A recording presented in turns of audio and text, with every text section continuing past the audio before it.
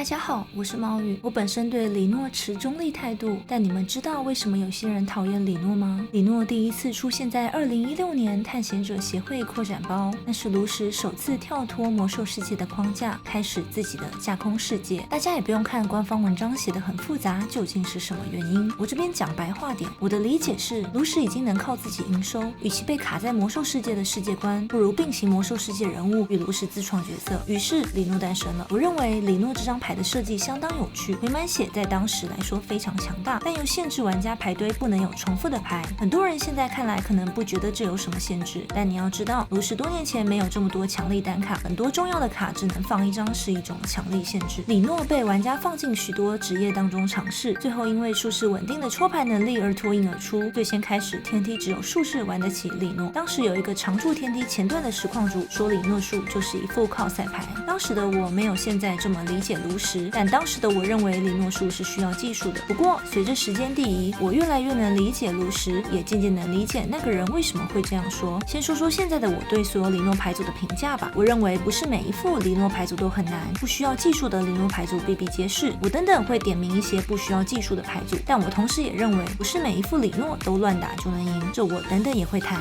同时我也认同李诺存在的必要性，我以快攻玩家的身份替回满血辩护。我认为能让慢速牌组用其他解牌加上这张卡对付我们是一件应当的事。那究竟为什么有些人会讨厌李诺牌组呢？因为很多时候跟李诺牌组对战的输赢取决于他有没有抽到哪张牌。我个人觉得，如果像是术士本来就会抽很多牌，拿到算很正常，但如果一副李诺牌组没有抽牌手段，就只是放入 meta 强牌，然后每回合只有一个选择，我觉得这是相当无脑的事。我认为有些李诺牌组很难的不是打牌过程，而是构筑。开放模式牌池很深，我来组李诺可能就是组失败，却有人可以组出人人竞相效仿的李诺牌。但炉石标准模式后来有段时间走到了 BZ 不断出超强单卡的地步，导致大家就只是按照 BZ 在实验室预设好的套路进行。你们以为那些组法都是你们想出来的吗？其实是 BZ 早就设计成你们会按照他的意思走，8、9不离10，差异只是他们没有你们那么会组牌，所以你们组出来的比他们预组的更强而已。不信你们去看预设牌组，究竟已经有多少一段时间你们开发的套路都跟他们越来越像。这种做法好处是避免失控，坏处我已经说过很多次了，就是 meta 很快定型。